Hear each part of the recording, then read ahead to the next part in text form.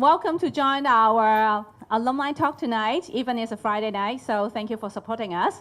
Today we are very privileged to have our Kellogg HKUST EMBA alumnus, Winston Siu, to share with us the secret for mediation. So just a very brief introduction of Winston himself. Winston is our graduate from 2000, class of 2000 from our Kellogg HKUST EMBA programs.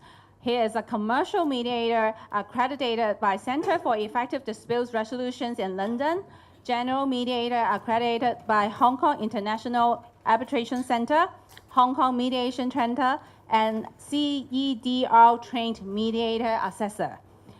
Winston has a strong passion in doing and teaching mediation and coaching people to excel. Winston is also the founding chair and honorary treasurer of Junior Achievements Hong Kong. So without further ado, let's welcome Winston and thank him. Thank you, thank you. It's great to be here. I think I did a bit of walking around earlier on, and some of you said, I want to know more about the spiritual world. What is it like to be a meditator? So I said, you know what, you might be in the wrong room. I think, yeah, meditation is next door, actually. Here, I'm going to talk about mediation. Mediation is really about helping people who are in disputes, helping them to resolve their disputes, and so that all the negative energy that they have created becomes more positive again. I graduated in the year 2000 from the KH EMBA program, and after that, armed with a lot of skills and concepts, I tried private equity, investments. I tried management consulting. They were okay, but then I stumbled into mediation. Of course, you need some meditation to apply to mediation as well. And I used to do it with a passion. And some of my friends and colleagues says, Winston, you don't do this with a passion. You are obsessed. It's just like obsession. I don't know, but I really do like it a lot. I'm a trainer. I train people who want to become a mediator. I'm also a mediator, so I help people resolve cases. I'm also an assessor. So for people who want to become a mediator, I'll be one of the 50 people in Hong Kong who will be assessing that person. Okay, without further ado, I'm going to go into mediation. Okay, what I'm going to do tonight is to basically give you an idea of mediation, the process, and then also because it's not a cure-all.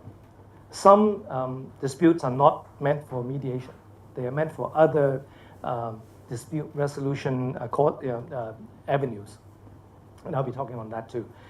And then the benefits of using mediation instead of the other avenues to resolve your disputes. So mediation defined is it's voluntary. Voluntary means not just the parties that they choose the mediator. The mediator also chooses the parties as well. We get together, and if for some reason, the parties don't like the mediator, then, just like Donald Trump said, you are fired.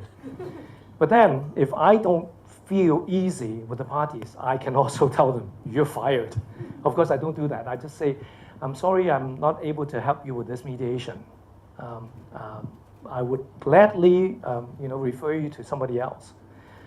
It's party-centered, meaning the parties are the bosses. I'm the servant. It's confidential. And confidentiality is very important, in a dispute. Just imagine Coca-Cola and Pepsi-Cola. They each accuse each other of infringing on their patent rights. That means, the way that they make their cola, some of those ingredients are taken from the other party. What is the judge going to do? The judge is going to say, Coca-Cola, Pepsi-Cola, please give me your formula. Otherwise, I will not be able to say whether there's been any infringement whatsoever. And if it's open court, guess what's going to happen? A lot of the other drinks companies are going to be there. Because all the commercial secrets that Coca-Cola and Pepsi-Cola, I think just the patent alone is worth a few billion US dollars. So imagine if they go into a dispute, go to court, and then just threw billions of US dollars of patent rights down the drain. It's structured. The mediation process has been around for, well, actually, mediation was, I think, originally in Asia, almost 5,000 years ago, when the village elders or people who were respected by others were the mediators. But then, somehow, during the last 150 years, it spread over to the West, and they perfected mediation. So now the Asians are learning mediation from the Western world. It's structured so that if you use a process and apply the right skills, it actually works. But then, even though it's structured, it's also flexible. That means it doesn't matter, whether you spend, in each of the stages, what amount of time you spend. Also, the format of, the mediator can be very flexible. It's a negotiation process. That means the mediator actually helps the parties to resolve and negotiate. It's done by a neutral third party. Neutral because it's very important. Just imagine if you side with one of the parties, then you lose all the trust. The parties will not tell you anything that's useful for you to be able to help them. Specialized communication. Well, the parties obviously have talked to each other. They have negotiated with each other. And it's only because they failed both in the communication and in the negotiation that they have a dispute. And they need somebody, a neutral third party, to help them resolve their disputes. But it's also self-determination, meaning that the mediator will not force any solution on the parties. They still make up their own mind. Okay. So far, so good? Okay. So that is mediation defined. So it's very different from, let's say, litigation or arbitration. Because then, there, you are appointing a god, you submit to a god, which is the judge or the arbitrator. They make the decision for you. Once they hear the evidence, once they hear the arguments, they would make a conclusion. They will come to their own conclusion.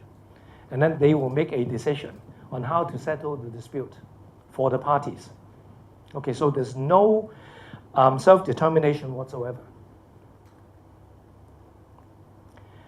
What would be, as I said earlier on, what would be the cases that are suitable for mediation? It would be if the parties would like to somehow maintain the relationships, so they would like to negotiate an outcome with the help of a neutral third party. And also, it's confidential, as I mentioned earlier on. A lot of they would like to keep their commercial secrets, their trade secrets, to themselves. Only to the, each of the disputing parties. They don't have to reveal any of those to the other side at all, and also to the outside world. Prompt resolution. Even a very complicated case, I should be able to do it within 3 days. 8 hours each, that's 24 hours. Okay? But a lot of times I would not lock them into a room for 8 hours a day, each day. I would maybe just do 5 or 6 hours a day so that they can go home, because it's very exhausting. Yeah. So I would help them to go home, think about what has happened or transpired, and then come back the next day. But of course, there's been cases that I've done whereby one party flew in from the States and the other party is from Hong Kong. The party from the States said, I booked myself a flight and is leaving tonight at 1 o'clock in the morning. So I don't want to have to come back again. So why don't we just run all the way to maybe 10 o'clock and hopefully we'll get a settlement so that I can rush off to the airport and be on my way. So sometimes that's sometimes helpful because under time pressure, a lot of people may just say, okay, I'll give in on 1 point or 2. Okay, it's affordable. I tell you how much I charge. I charge 8,000 Hong Kong dollars an hour. Then people say, wow, you are very expensive. You're more expensive than a lot of the lawyers, very famous lawyers in Hong Kong, and even some of the barristers. But mind you, 2 parties pay. So if you divide it by half, it's only $4,000 an hour for each party. And if you think like that, that's what a normal solicitor would charge. So when I explain that to them, they say, actually, you're quite cheap. Accessible. If you have a dispute and you want to find a mediator, you just go to some of the appointing organizations like the HKUST, Hong Kong International Arbitration Centre, Hong Kong Mediation Centre, the Law Society, the Bar Association, the Engineering, Hong Kong Institute of Engineers, Hong Kong Institute of Architects, a lot of appointing bodies. And you can go to them and say, hey, we have a dispute. And we'd like you to refer a few mediators to us so that we can select. And that process, from beginning to when you appoint a mediator, can be a couple of days. Okay, and as I said, a couple of days, then you schedule the 2 parties for the convenient time to meet. And then the most complicated cases are done in 3 days. Just imagine if you have a litigation. You apply to the court for a hearing, it might take you 6 months to a year, and sometimes even longer. So accessibility is really something. And the client controls the issues. They control about what they want to talk about, of course, with the help of a mediator so that they don't go off tangent. But if you go to litigation or an arbitration, the judge and the arbitrator would decide on what you have to talk about. Okay? And it's quite a lot is about business issues. Okay? So actually, in mediation, our scope is a lot wider than if you were to go and arbitrate or litigate.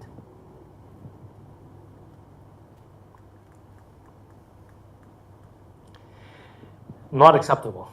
If the parties don't want to negotiate, if they don't want to talk to each other, then it's something. And if they need a guarantee for finality, that means if we go to this meeting using this avenue, we want finality. That means we want something to happen.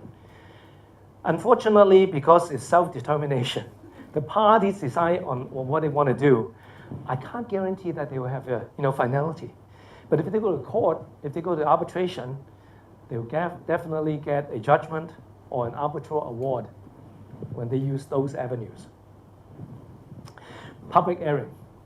If I want the whole world to know how nasty that person is, you go to mediation, everything is confidential.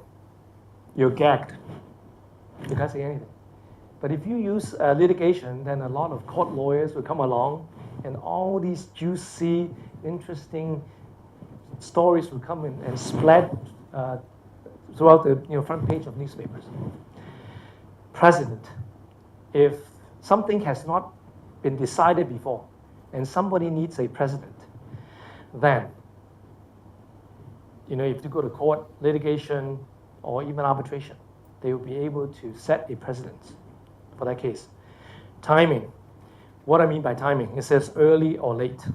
Now, early is when one party doesn't even know there is a dispute. I'm both a family mediator that deals with couples divorce, only couples who decided we're going to part ways.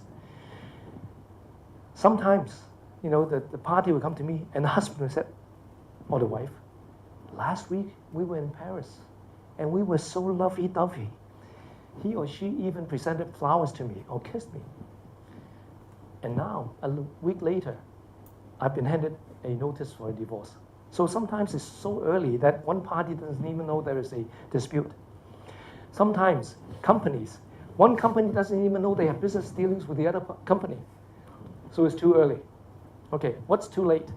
When the 2 parties have spend so much money on experts, on lawyers, on advisors, that it's drummed up to tens of millions of dollars. It's too late. Then they need a court, because if they go to court or arbitration, the winning side would get some of their legal costs back from the losing side. So that's what I mean by early or late. Okay, beliefs, values, morals. Just imagine if I were to mediate a dispute between two parties, each wanting the other person to convert either into a Buddhist or a Christian. So in that kind of if you have that kind of a belief or value system, then it's very difficult for me to help them. So during the Occupy Central, a lot of my friends said, Winston, why don't you go and help them resolve the dispute? I said, look at my slides. You understand why I couldn't do it? I can help them de-escalate the emotions, because a lot of emotions and they go very high. I can help them de-escalate the emotions so that they can come down, become a little bit more rational. And then maybe I could help them to set up an effective communication platform so they can talk to each other. But because their value systems are very different, what they believe are also very different, I wouldn't be able to mediate. I'll be able to help them de-escalate. And sometimes by delaying the dispute resolution, if one party has a lot of cash flow problem and is known by the other party, by delaying the dispute, the other company may have gone under. So that will be years later on when the receivers come into taking over the company, that they have to deal with repayment again.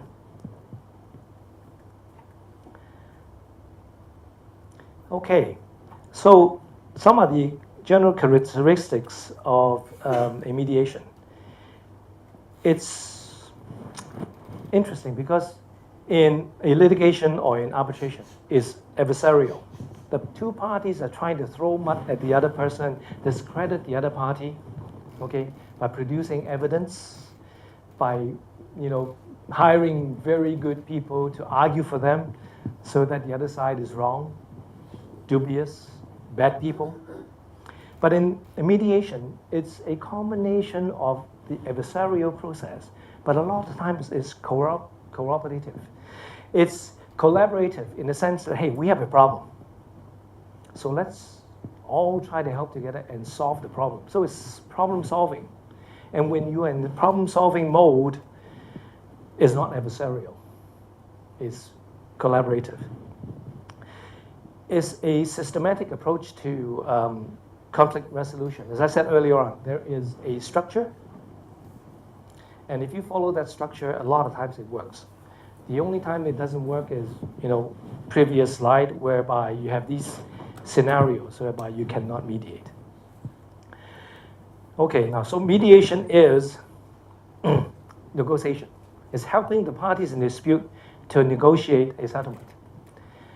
It's not adjudication. Adjudication means a third party actually looks at both sides, hear the evidence, and then say, this is what I'm going to decide.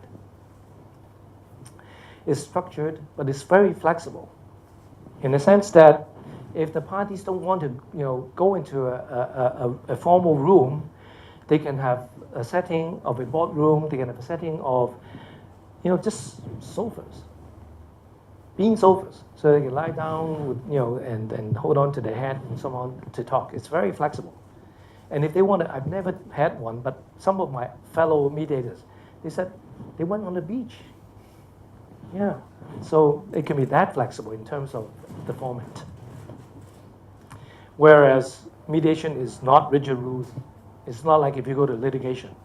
You try to go in there with a pair of loafers. I think the judge would say, go back, change, come back again. Party-centered. As I said earlier, the parties are the bosses. I am just a servant. Whereas if you go to litigation, the judge or the arbitrator, they are the gods. Informal. As I said, we can go to the beach. We can all be wear beachwear.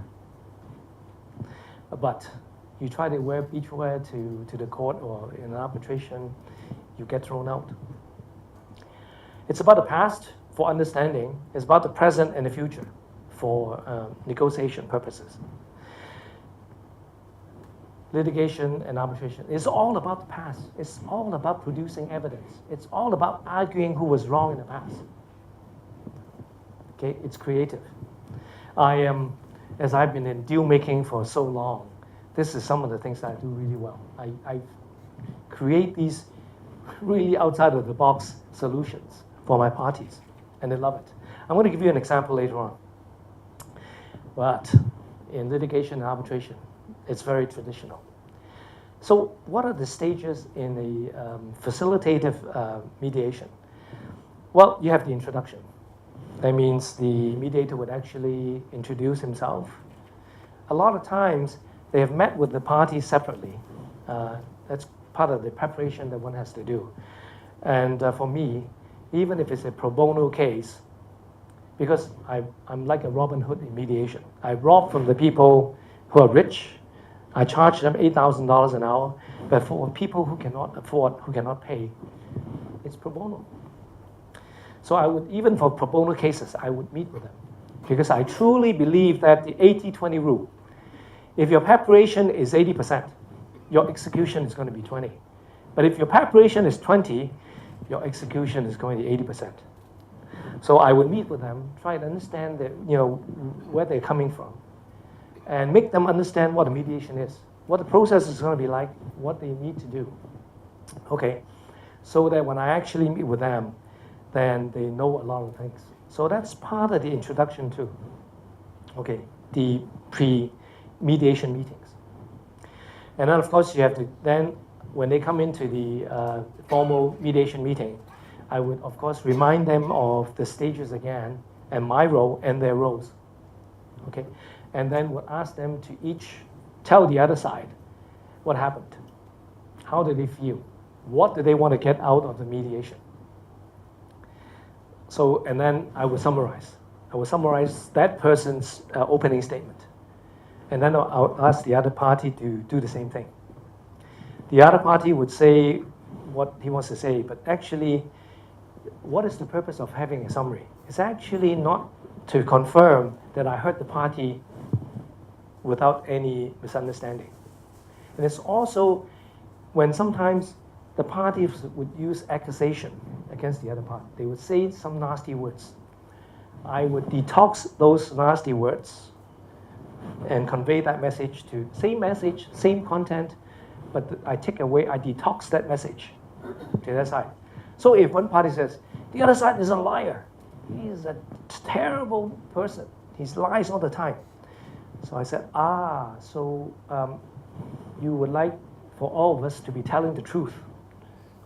Because lying means what? You're not telling the truth, right? So these are the things that I would do to reframe that message and detox. Joint session. Joint session would be setting the agenda. Every meeting, we need to set up an agenda, right? So that we can focus on the problems. And then let's get together and resolve those problems. Okay? And then also have to have them communicate with each other. That's part of the process, warming themselves up. Okay? And then would be the exchange. The exchange is actually when I meet with them separately to gather more information, because they would definitely not be willing to tell the other party everything. But if the mediator is able to build rapport and trust, it's amazing what they tell the mediator. Even something that would be disadvantage to them. It's really amazing how we as mediators can open up and then they would tell us all kinds of interesting things. But of course, they have to be helpful. Yeah. And then after that, we will help them exchange and negotiate, and then help them to come up with an agreement.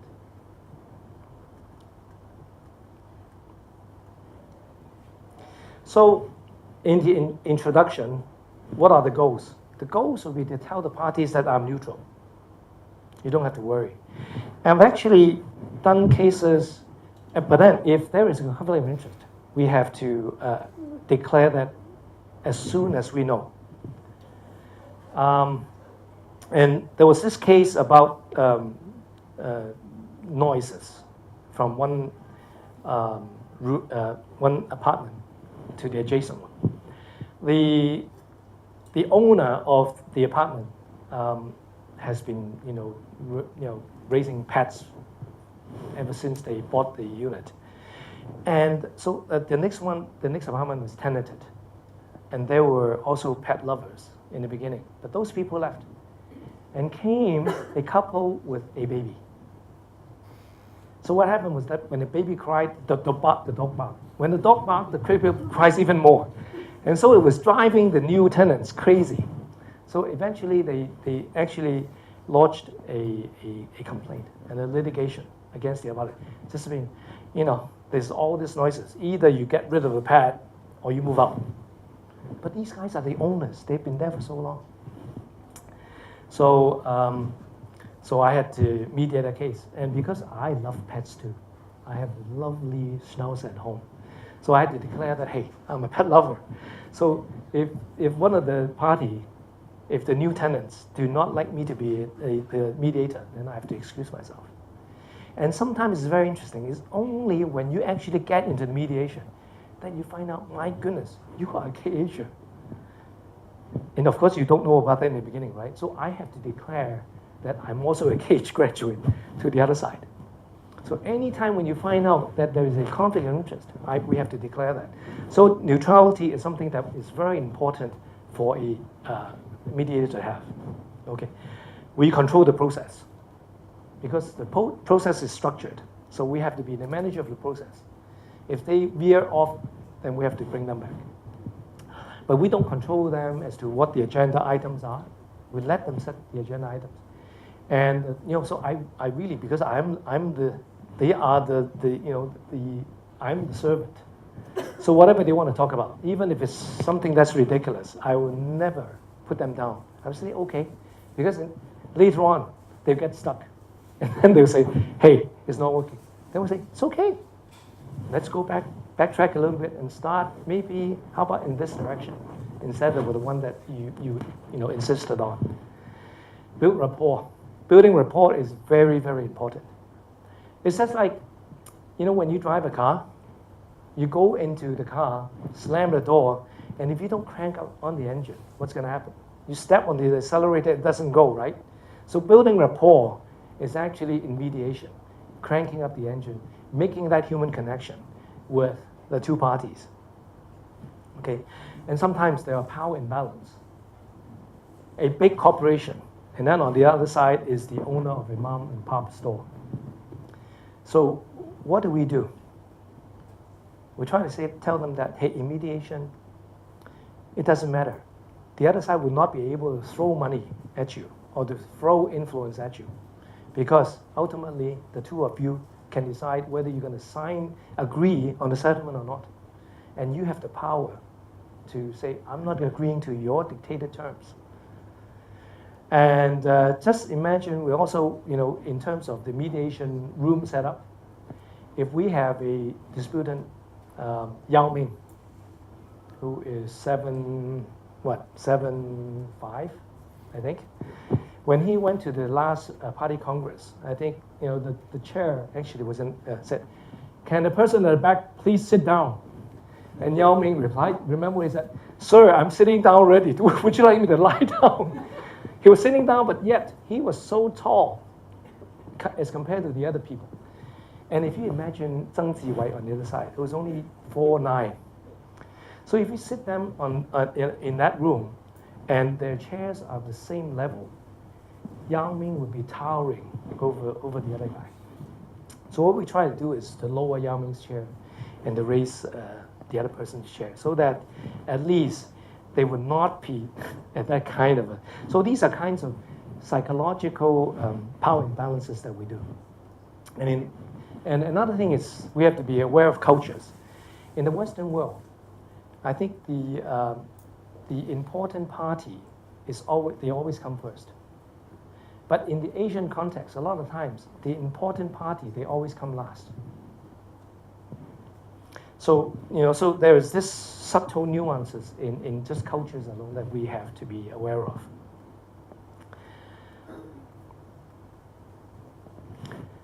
Okay, and then we introduction, we greet and introduce the parties. We will explain the process, describe the mediator's role. We are neutral, we're not judges, so we're not going to say who's right, who's wrong. We're just going to establish a very effective communication platform for them so that they can talk. They can clarify any misunderstandings, clear up any blind spots that they may have, okay? And then also help them with the negotiation. It's confidential. Nothing that you say can be used as evidence in future courts. And if you review the content of this mediation, the other side can sue you for damages. Okay? And there are ground rules, like respecting the other party, don't interrupt when one party is talking, including the mediator, of course, and so on. So, and then you have to confirm that they come with authority. If they represent companies, they've got to come with an authority letter from the board. Even if the chairman says, I'm the chairman of the board, why should I need any authority?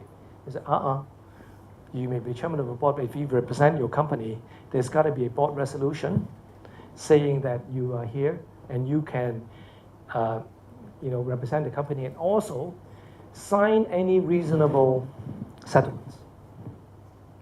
A lot of them, sometimes they come in, they have a dispute of 100 million, and they come in and say, I only have authority for 5.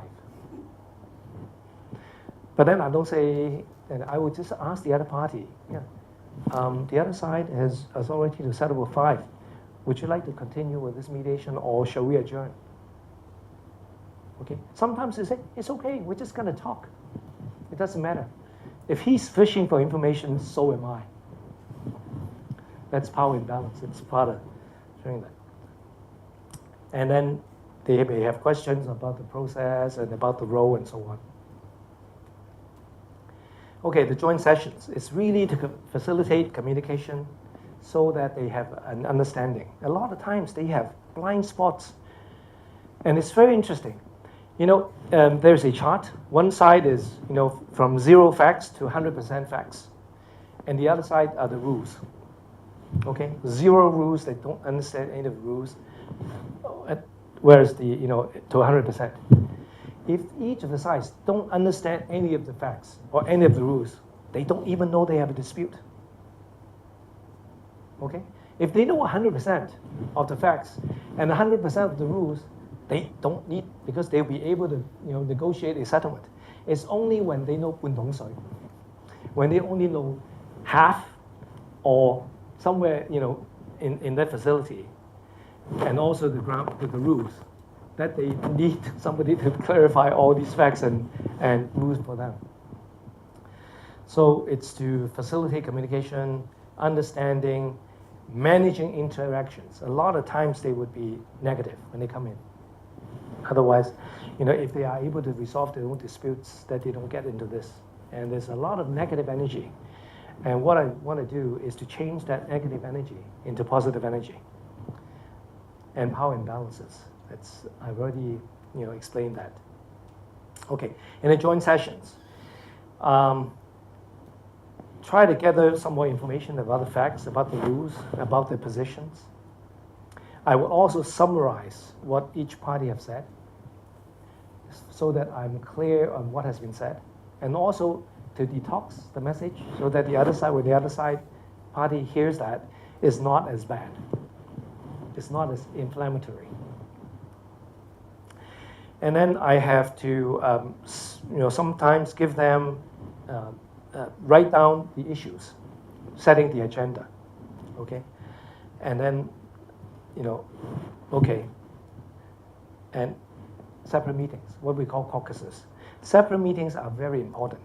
Sometimes the party will say, Winston, if you get me together with the other side right now, I'm just going to leave. I'm going to terminate the mediation. So sometimes the whole mediation is a shuttled mediation. I would have them in separate rooms, and then I would go to each room, gather some facts, gather some facts from this side, and then see if there are misunderstandings or blind spots. And then I would shuttle.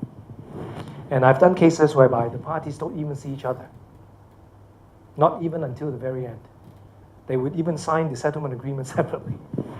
But it's okay. They resolve the dispute. So anything goes. That's why it's flexible. And then caucus, which is a settlement. Okay. So what we do is sometimes, of course, the parties will not spill their guts in front of the other side. They would, of course, not tell them what they really want. They would be very positional in the joint meetings. And then what we want to do as mediators is to find out what are your actual needs, concerns, and interests. Okay, what do you want? You're claiming $100 million. Okay, if I manage to get the other side to give you the $100 million, how are you going to spend the money?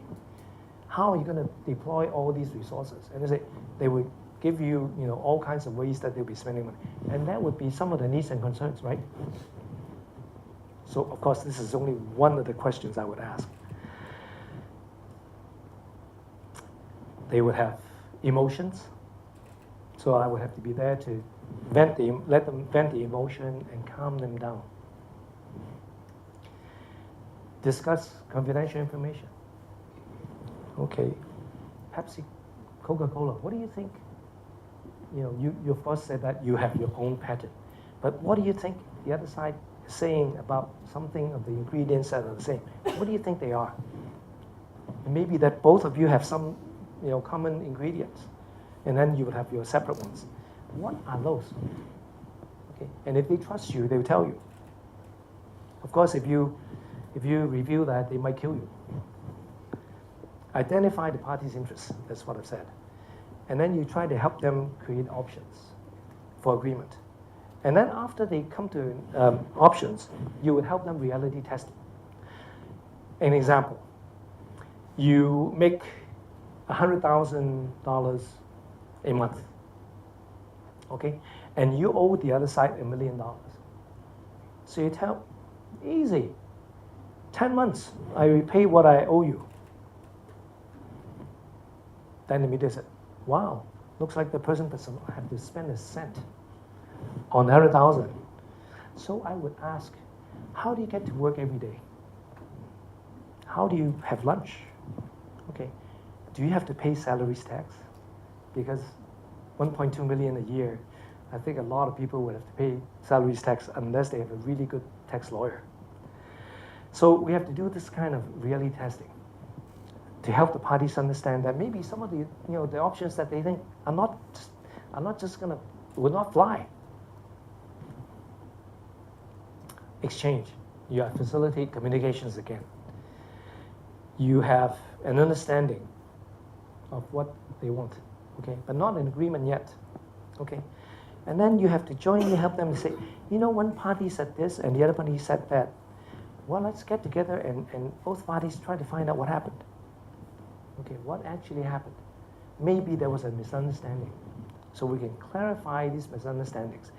And the mediator will help them get all the interests. Put all your interests on the table. Okay, let's try to find solutions that will be able to satisfy both parties' interests. And the most important thing is, of course, restore relationship.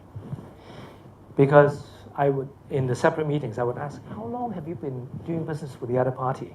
And probably they would say, oh, a few years already. And then I said, tell me, have you made any money out of that? I said, no, a lot of them would, of course, say yes. Otherwise, I wouldn't be in business with the other party if I'm losing money all the time. Okay? So I would say then, just imagine, if you don't have a settlement here and you go to litigation, that would really sever your relationships. What if, from now until 10 years or 20 years, you're able to keep your business relationship? How much money do you think you'll be able to make from the other side? And then a lot of them said, wow, maybe 100 million. So now your dispute is maybe 100 million. But actually, this is your position. It's not your actual claim. So if you don't settle, you're actually throwing $100 million worth of profit away by severing the relationship. I'm going to be here, try to help you problem solve so that you can restore your relationships. Okay, so that you can both make 100 millions with each other in the near 10 years or 20. And that actually is really about asking them to forget about what happened in the past and to look at the present and the future, which is not that easy, actually. A lot of people tend to just focus on the past. And then in the exchange phase, you get them to jointly talk about their interest, remind them of, you could be making money together instead of not making any money in the future. Okay, look at new perspectives, exchange information. Okay, clarify misunderstandings, and then generate options for them. And then do reality testing. Okay, in the agreement phase, you will summarize the agreements, ask them if there are any more issues that they want to talk about, put them in writing, okay, and then help them sign that settlement agreement, and then restore the relationships. So I've talked about this, so I'm not going to, really. Okay, I want to talk about some of the commercial cases that I've done. I've done cases whereby, an interesting one, whereby the skill that I used was not to ask the two parties that, hey, one party wants to, ask for so much as a claim, and the other side, I'm going to only give you that much, and then try to move them towards the middle. There was this case whereby a Canadian manufacturer of factory machine parts. So, in China, they have a lot of factories. So one of the agents was from Hong Kong. So the agent would sell these Canadian machine parts to the Hong Kong factories up in China. And that was also a Taiwan agent. So the Taiwan agent would be selling these same machine tools and parts to the Taiwanese factories. Everything was going well. They were making a lot of the profits and money from the agency. Then somebody proposed to the Canadian company, hey, why don't you set up a factory in China? And then the Canadian company did that. I said, hey, what a great idea. If we do that, we don't have to pay any more import duties. And actually, their costs, the labor costs, and a lot of the ancillary costs are a lot lower in China. So the Canadian company set up a factory in China and started to produce. But in the beginning, they were still using the two agents, the Hong Kong agent and the Taiwan agent. Eventually, somebody went to them and said, why don't you set up your own distribution and marketing team? And they did. And eventually told the Hong Kong agent and the Taiwan agent, we have set up our own marketing and selling team. Thank you very much for what you've done to us in the past. In 1 year's time, you guys are, I'm ending your agency agreement. So the Hong Kong company owner was, oh my goodness, I've run this for so long. There's a lot of long-term gratuity, severance pay that I have to, put up. And I think that amounted to about $5 million. The Taiwanese agent came to the Hong Kong agent and said, you know what? Actually, I've been producing some of these parts in Taiwan. So if you are willing to be my agent and sell these parts to the Hong Kong company, I will buy up your company, okay, for $3 million. So from having a hole of $5 million by winding up the company, he gets another $3 million. So he put $8 million basically in his pocket by selling the company to Taiwanese manufacturer. First year, but of course they say that, hey, you become the general manager and you can just do what you have been doing in the past because you've been so successful. I'm not going to interfere with the way that you've been selling these parts to the Hong Kong companies. Okay. So first year, business rose. Okay. But then second year, it plateaued. And the third year, it started to decline. I think the Canadian company, their team is now becoming quite effective. They've been able to take away the business from the two agencies. So the Taiwanese said, wow, wait a minute, we're making a loss now. And being Taiwanese manufacturers, they go to work, they go to the factory at 7 o'clock in the morning, and they don't go home until maybe 11 o'clock at night. So the couple, the Taiwanese couple, the husband and wife, would be doing that day in, day out, even Sundays. They were so hardworking. And then what they realized was that this Hong Kong general manager would only show up at the office at 11 o'clock. Take one round and said, everything okay? Good, okay, I'm going off for lunch. Okay, and of course I won't be coming back in the afternoon because I have to go out to the golf courses and entertain my customers. Okay, so shows up at 11, leaves at about 12:30, and that was it. So when the Taiwanese owners found out, said, wait a minute, this is not the way that you should be working. I'm going to sue you for breaching your employment contract. Okay, and also, how can you have all these golf expenses, and in the evening wine and dine and go to these Club Volvo and all these things to entertain your customers? And so it was only for a certain period of time. So the Taiwanese owners actually sued the general manager for a quantum of about $300,000. So one of my mediation students, who was a lawyer, represented the Taiwanese owners. So she basically introduced the case to me and said, Winston, you're so good in your teaching. Why don't you handle this case? So I took up the case, and then I talked to both sides, and I found out that they have very different work ethics, very different work values. So that was one of the things that I had to make them understand and respect of the ways that Hong Kong people and the Taiwan people. I'm not saying all the Hong Kong people are the same, but at least to get them there was a misunderstanding.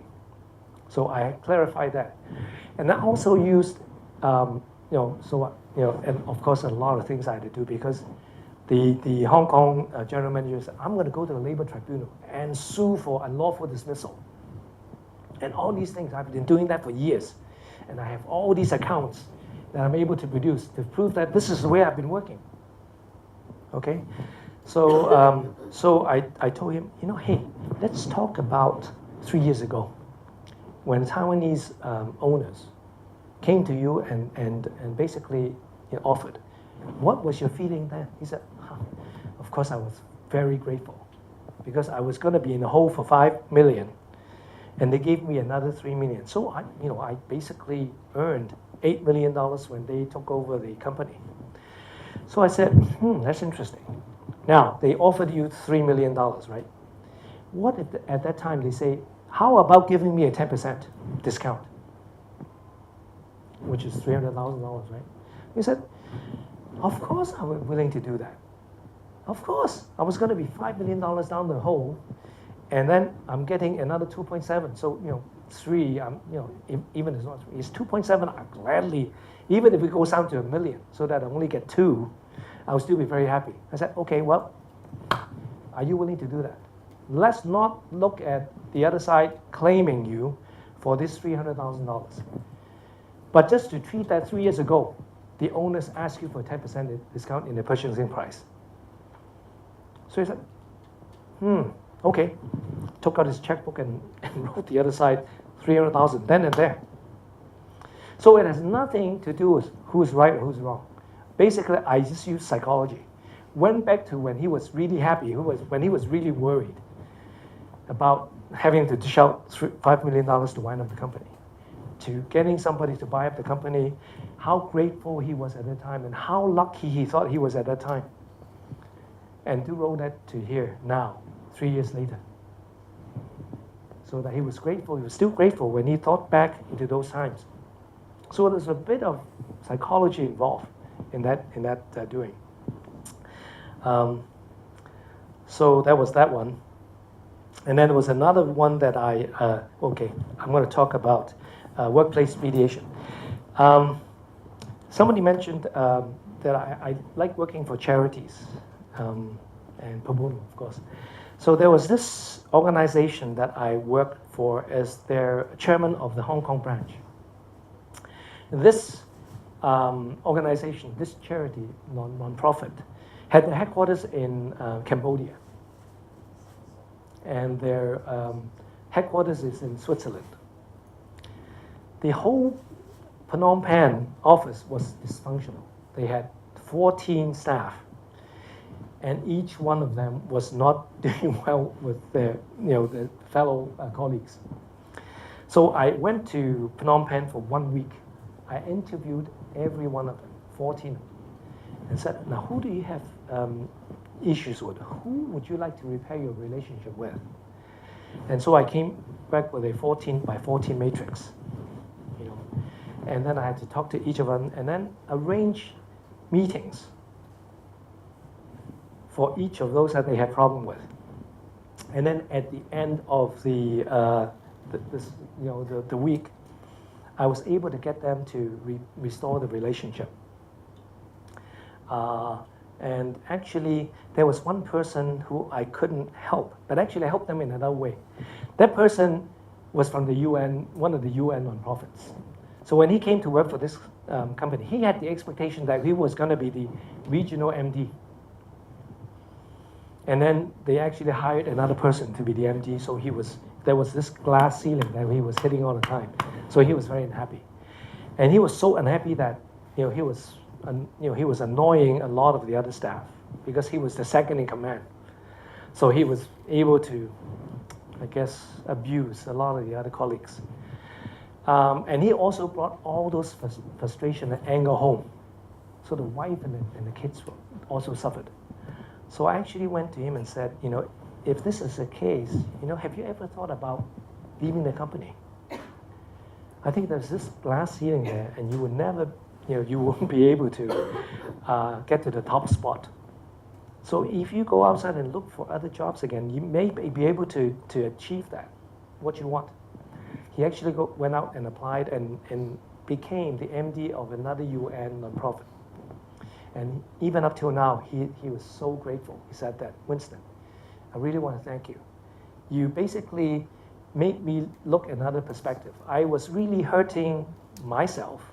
I was hurting my colleagues, as well as my wife and kids. And just by moving away, I became a lot happier. I was able to fulfill my expectations, and I was able to have a good, really happy, because when I went home and happy, my wife feels happy, my kids, they feel happy. So even up till now, every Christmas, he would send me a Christmas card. So that's another workplace mediation case that I did. So these are just two examples of the positive energy that we can give back to really negative situations. Now, I want to say, what are the benefits of mediation? It's really about addressing the interests and needs and concerns of the parties. It's not about who's right, who's wrong. Okay, so at least you'll be able to, win-win is really too ideal. You're really able to fulfill at least some of their needs, concerns, and interests. Okay, it's confidential, so that none of the trade secrets or any other practices that they have would be revealed. Dealing with parties' emotions. That, I think all of us have been in disputes, right? And it's emotional. So there's got to be somebody there to help with the emotions. It's very interesting. A lot of people say, I represent my company, so I don't have emotions. But a lot of times, the company would have expectations. Like, for example, if there is a promotion, and 3 of the colleagues are eyeing for one spot, and if the company sends one of these colleagues to the mediation, what do you think the expectation is? Is that he'll be able, or she will be able to handle that dispute, and then he or she will be promoted. So there's actually, even if you represent companies, there may be really pressure on that individual. And of course, we identify the company's interests, individuals' interests, and we try to help them to understand the other side, the other company's interests, as well as the other person representing that company. to look at all these interests and then help them come up with win-win solutions. Save time, as I said, appointment could be made in 2 days, but actually a lot of times it's maybe a week, okay? So the expenses and opportunity costs are kept to a minimum. And the resolution is legally binding. Once they sign that contract, once they sign the settlement agreement, it's a contract. And if it's a court-annexed mediation, the judge would actually give a consent order so that if one party breaches that settlement agreement, they can just apply to the court for execution. And now there's another thing called the MedApp, which is mediation and then arbitration. So what you do is you get a settlement agreement. You get that arbitrator to put that in as an arbitral award.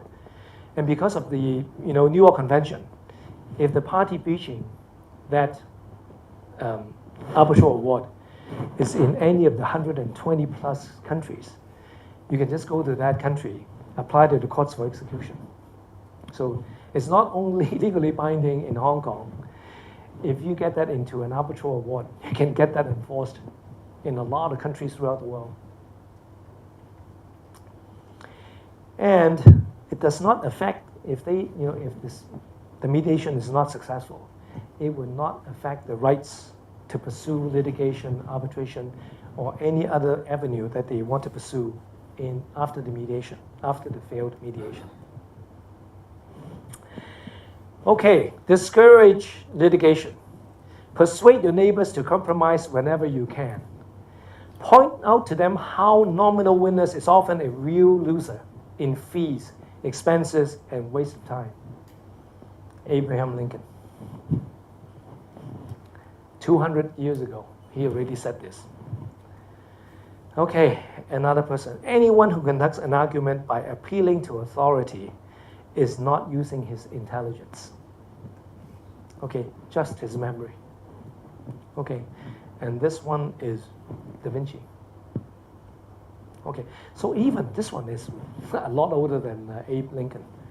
So even in the past, people have understood that mediation is a really good way to help resolve disputes. Okay, what is this person doing? We see a lot of these when we're in traffic jams, right? So the guy is complaining. Okay, so 2-3 cars ahead, there was this lady who was right in front of a traffic light. When the traffic light turned from red to yellow to green, she went out to the car, went into the back, and was really doing something. And so this guy said, "What the hell are you doing? Why are you stopping all of us here? The light is green, so move, lady." Okay. Shouted, there was no result. The light went from green to red again. Okay, and this actually went on a few times. So after he was really fed up, opened his door, went out, and said, "What's wrong with you, lady?" And then he saw a baby in the back seat, suffocating. And the mom was actually trying to help her resuscitate her, or the baby, so that she could, try to revive, make the baby well again. So a lot of times, it's this. We said BIPS, the baby in the back seat. So I hope that, if you don't take anything away, remember BIPS, the baby in the back seat. A lot of times we just make our own judgments based on something that we don't know. So try to find out before you react. Okay, a lot of times when you find out, this guy actually helped the lady. He was a doctor. So sometimes, without knowing the truth, we complain, we go into disputes. And I thank you for coming here. I hope that you now have a better understanding of how powerful mediation is. And because we all come from the business school, in any commercial dispute, in anything that we do, whether it be trade, whether it be providing services, whether it be anything that we do, we're bound to get into disputes and conflicts. Please try to use mediation as a way to resolve your conflicts from now on. You will find that it's so useful, it's so good because it restores damaged reputation and relationships, okay? And you find that you'll be able to make a lot more money together with the other side from the present into the future. Okay? Thank you very much. Any questions that you would like to pose? Yes, please. I'm just interested to know how you can remove the bias from the two parties. Because the trust level was so low, they have this judgment or assumption. Through this mediation, how you can remove bias that they really understand the other side. I understand you can solve the problem, but I just want to know how you can rebuild the relationship. Right. Because there were biases that they have developed. They try to talk to each other, they try to negotiate, and because of these biases, the dispute was not resolved.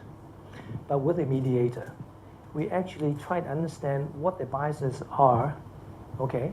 And then, because biases normally happen because of misunderstanding, different value systems, just like the Taiwanese owners buying the Hong Kong operation, and trying to say that we should all work like us Taiwanese, 7 o'clock in the factory, and don't leave until 11 o'clock. They have these very different beliefs, value systems, okay, that you need to be able to understand where the biases are from, okay, and then help them understand that, hey, the other side, what they behave, their behavior are also okay, because otherwise, the Hong Kong company would not have been able to be so successful as an agent. The Canadian company would have fired that agent a long time ago if he was not successful. So you have to be able to do this. There are very different ways to achieve a goal. And the Hong Kong way may not be the same way as the Taiwanese, and vice versa. So these biases, we have to understand what they are, and then from understand the respective biases, that we work out something so that we can help them understand each other. Very good question. Yes, please. So as a mediator, how would you remove subconscious bias? So after a while, you probably, I think I'm loud. I think. Yes, I can hear you. Thank you. Yeah, so I think as a mediator, you'll probably have a bias towards a party. So if one party A, you kind of subconsciously agree with that, right? So how do you personally remove a subconscious bias towards a certain party, right? Because after, let's say, you mediating, you would know, this makes sense. I should go with this party, right? But you're still trying to make the parties agree, and you think the other party is probably not negotiating the right way. So how do you remove your personal bias into that argument? I think it's very difficult because we are all human beings. Right. To truly remove all biases, we can't. But the moment we trained mediators confront a bias, we try to step back. And we try to understand why have I developed this bias? What's causing that? Okay, and then we have to really try to deal with that. Because the first person that we need to deal with is actually ourselves. Because without dealing with that, I will not be able to help the parties. Okay, if I get upset, I have to step back. I have to center myself. Okay, remove all my emotions or deal with those emotions. So park them away somewhere, put a lid on that, and then come back and say, brand new person, let's go again. Okay? Yeah, good question. Thank you. Yes. Do you use this in your personal life? And if you have a with your wife? No, if you. I have a very good marriage. And the reason is because my wife is also an accredited mediator. She's also one of the 50 assessors. But she works full-time at the Hang Seng Bank as the head of a department. But when we deal with conflicts or disputes, what we do is, the first thing is we don't point fingers. Okay, because when you point one finger, there's actually three pointing back. So what we do is actually we share our feelings first, without any accusation. So we share our emotions. And then from that, we ask about how did you derive that emotion? Okay, and then, so there's some problems, and then we deal with those problems. So it's problem solving for us all the time.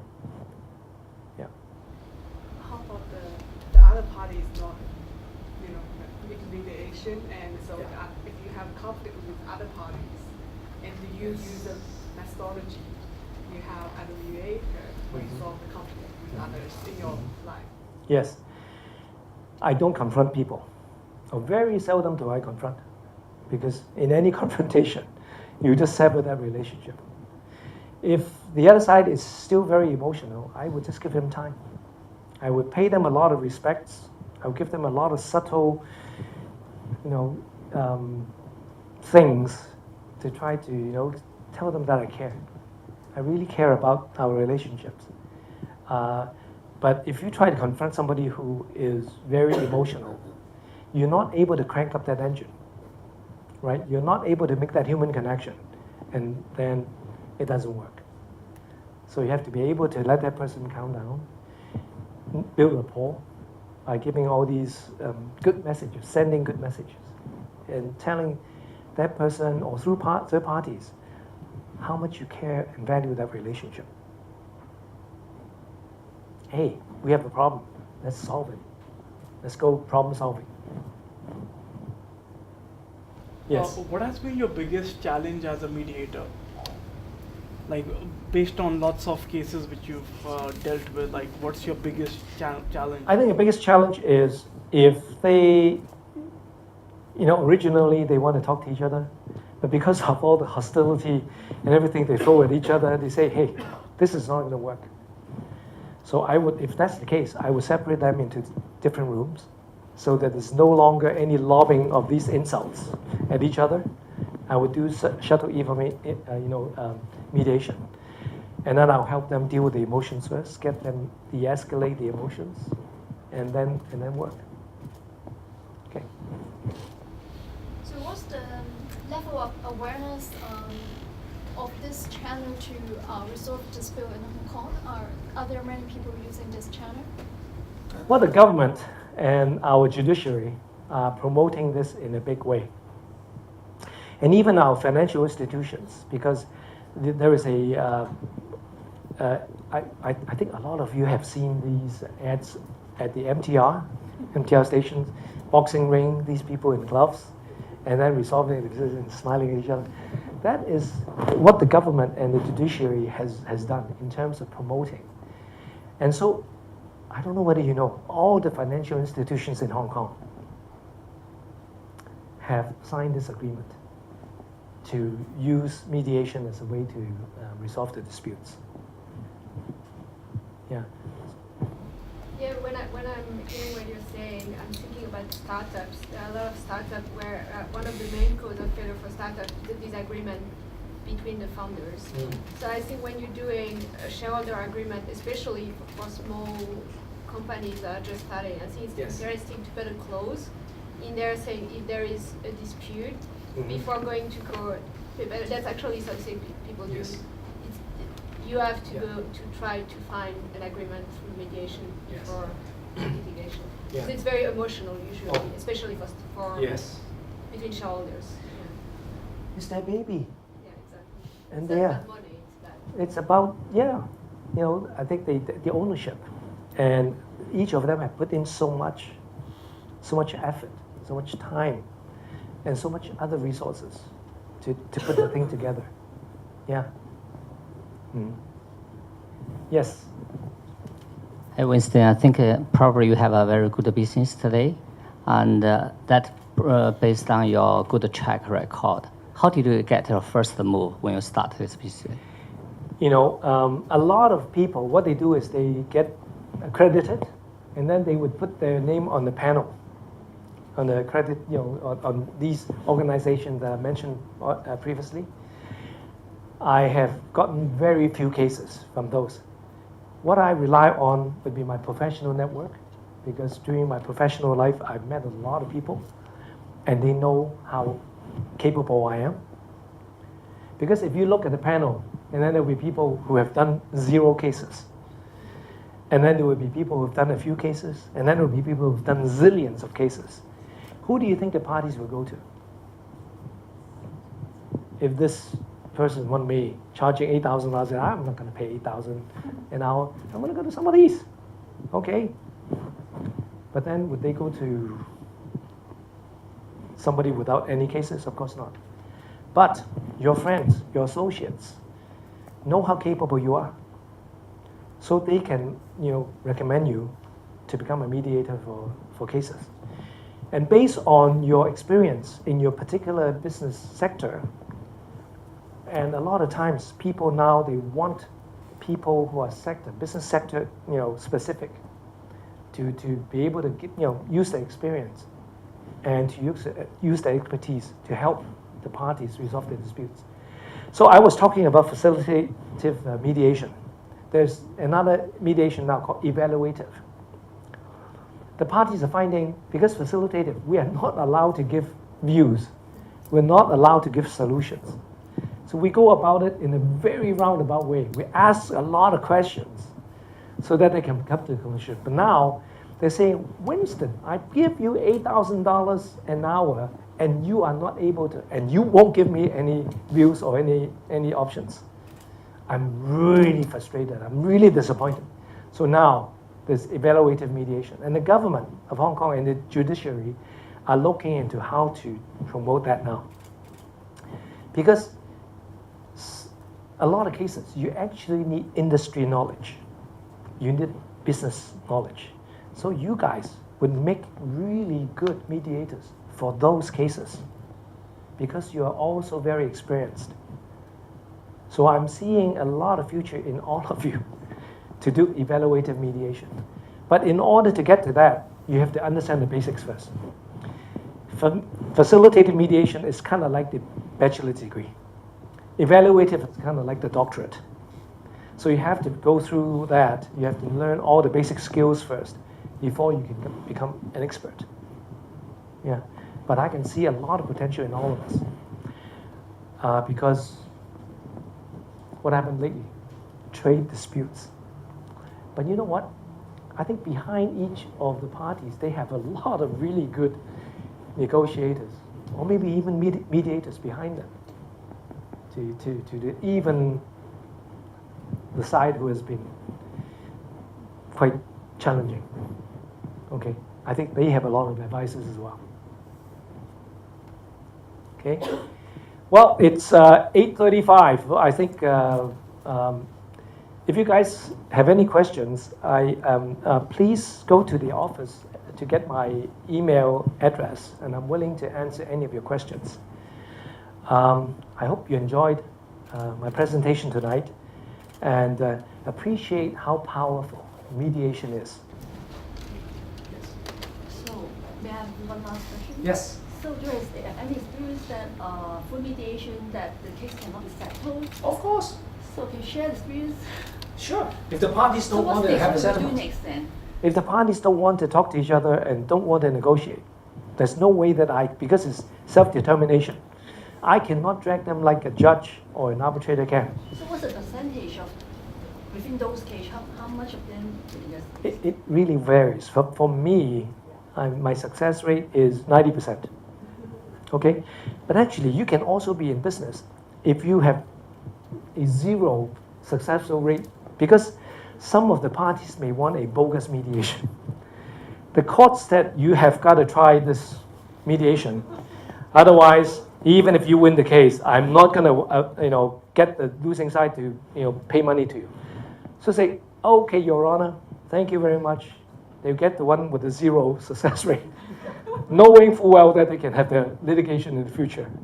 So if you are successful, really good, people hire you. If you are really terrible, people also hire you.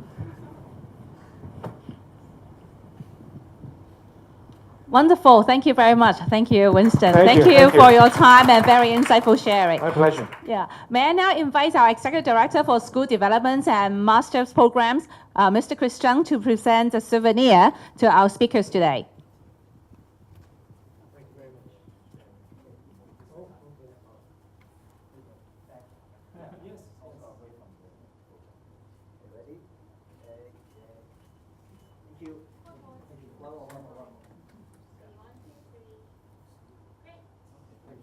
Yeah, thank you very much. So just a very soft promotion about 2 upcoming alumni events in this month of June. Coming up, we will have an alumni drinks in Central at Bitters and Sweets on June 13th, and then we will have our alumni lunch in Wan Chai on June 20th. So we will send you all the information after this event, so we will hope to see you again. And now, please proceed to the reception. We have some food and drinks around, and you guys can also stay to network with each other. Thank you very much. Have a nice evening. Yeah, thank you.